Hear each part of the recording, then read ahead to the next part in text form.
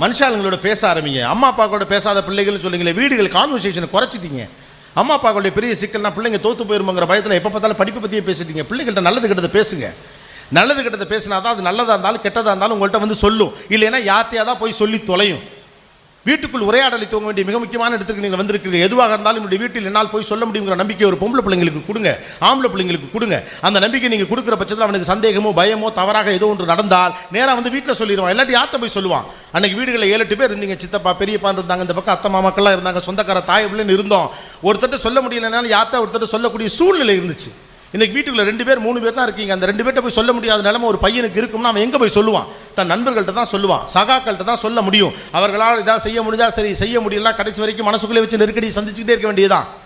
ஆனால் எல்லாத்துக்கும் கருத்து சொல்கிற நீங்கள் உங்களுக்கு ஒரு பிரச்சனை உங்கள் வீட்டில் சொல்ல ஏன் தான் தயங்குறீங்கன்னு எனக்கு தெரியல. நம்ம அம்மா அப்பாக்களுக்கு அவ்வளோ விவரம் பத்தாது நினைக்கிறீங்களா? கவலைப்படாதீங்க.